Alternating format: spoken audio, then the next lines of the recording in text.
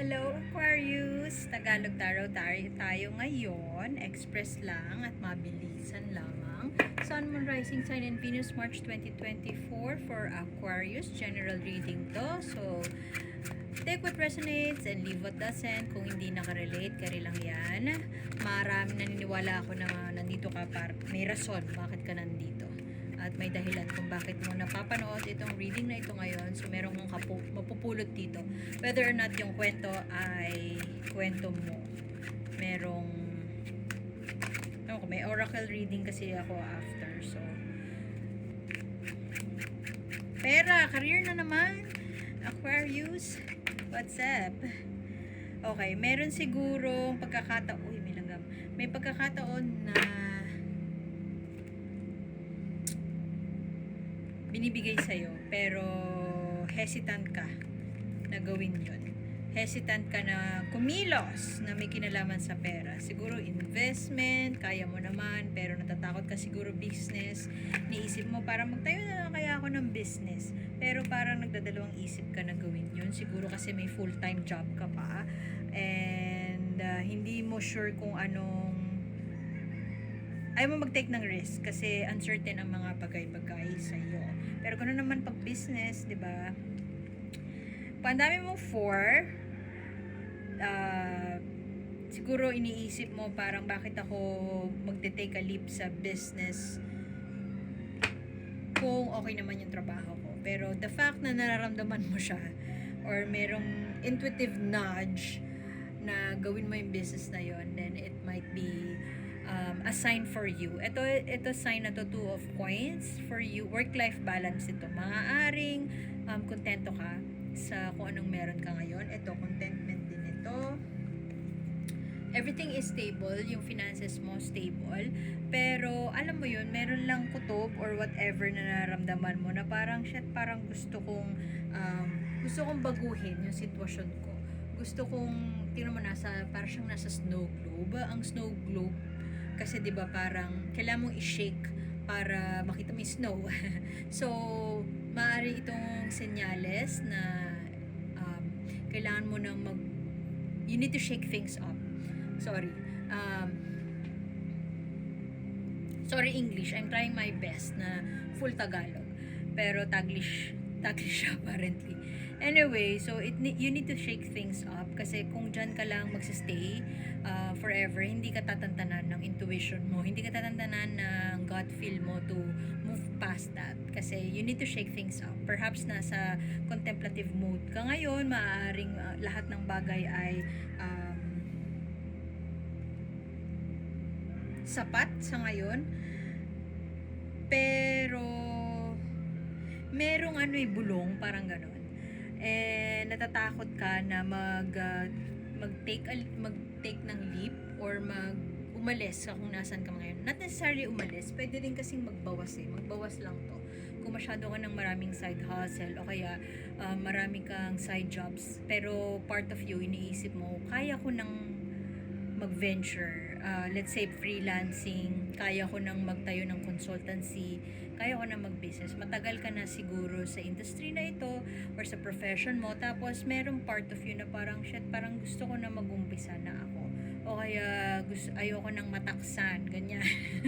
Ayoko nang mataksan ng malaki tapos hindi naman naguhulog sa pag-ibig, SSS, whatever.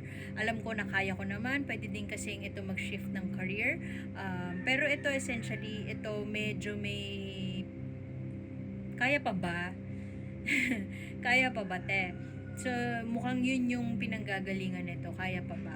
Yun yung tanong. Maaaring kailangan mo na magbawas. Pero hindi ka makapagbawas or hindi ka maka-leap, hindi ka makasimula ng bago. Primarily kasi may takot. May pangamba na, am I good enough for this one? Kaya ko na ba? The universe na sabi sa'yo, just jump and take a leap of faith. just make sure na wag padalos-dalos. Baka gusto mong planuhin ng maigi at mag-seek ng counsel o humingi ng advice sa mga kaibigan mo. Maaaring kailangan mo munang mag-research, kailangan mo munang i-reassess, o maaaring kailangan mo mag-umpisa sa collaboration. Pwedeng introverted ka pero hirap ka. Hindi mo alam kung saan magsisimula. So maaaring ito yung sign, collaborate with your friends or collaborate with the people whom you admire. Yung mga tao na idol mo, parang ganon. Reach out ka sa kanila and try mo mag-collaborate. Siguro gusto mo mag-YouTube, ganyan. Huwag kang matakot. Pero, huwag kang matakot. The universe has your back. Pero, ang message ito, di ba si Ariel, ang totoong kwento ng Little Mermaid, ay naging sea foam siya. Kasi tinrade niya yung boses niya para sa paatangas siya. Hindi siya nag-isip. Dahil sa pag-ibig, nag-trade siya ng precious thing niya. So, ikaw, maaaring ang message sa'yo ng universe, huwag kang magtitrade ng bagay na valuable sa'yo. Like, prinsipyo. Huwag mo siyang ititrade at pag-isipan mo mabuti bago ka mag-venture into something new. At itong 9 of coins right here, 9 of coins, ano siya, parang towards the completion of a certain goal. Pero reversed mo nakuha. So, maaaring senyales ito na you don't see yourself as valuable, laging compromised yung tingin mo sa sarili mo. Hindi ko sinasabi na mababa yung tingin sa sarili mo, pero parang ganun na rin nga siguro. Baka feeling mo na hindi enough yung kakayahan mo. And I don't think na yun yung gusto sabihin sa'yo ng universe kasi may kakayahan ka. Hindi mo mararamdaman na yung intuitive nudge or yung bulong na yon, hindi mo siya mararamdaman to begin with kung hindi ka handa para doon. Lahat naman tayo hindi handa. You can never be ready. Sometimes you just have to take a leap of faith. Pero, kailangan mo i-equip din yung sarili mo sa mga bagay. Huwag basta tatakas. Huwag basta kung ano yung nasa puso mo, kung ano yung tingin mo magpapaligaya sa'yo, go for it.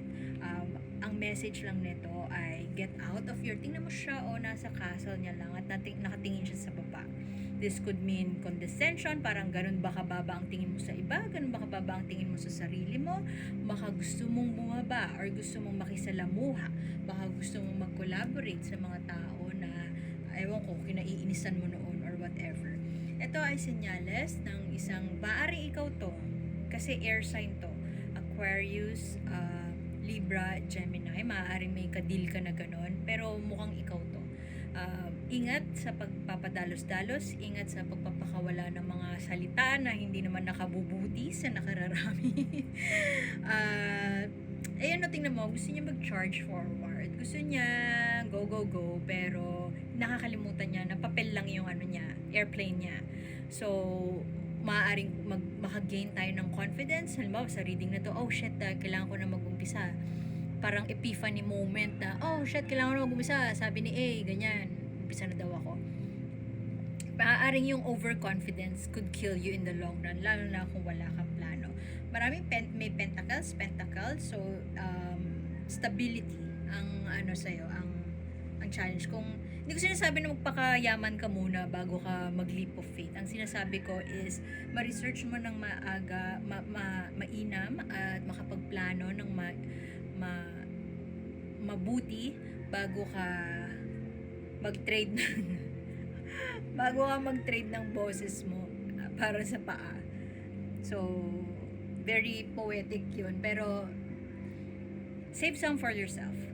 And take calculated risks. Lahat naman ng business, calculated risks. So, message sa'yo ng universe para sa ating Aquarius na very, very visionary at maraming gustong gawin sa buhay. Usually, mga Aquarius born, very successful. Pwede din naman na ningas kukon.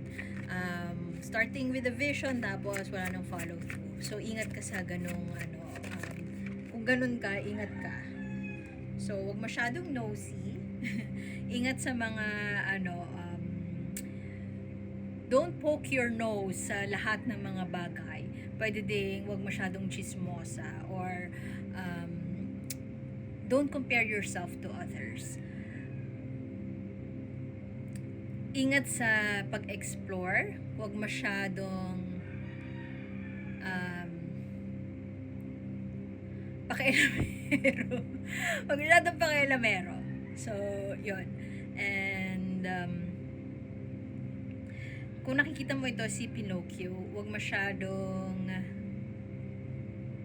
kalimutan ng integrity. Yun ang interpretation ko sa card na ito. Huwag kalimutan ng integrity in all ventures, especially if you will take a leap of faith, manalig sa sarili, but at the same time, mind your own business. So, focus lang path forward and don't forget that integrity. So, iwan ko na yun doon. Aquarius, like, share, and subscribe or follow me.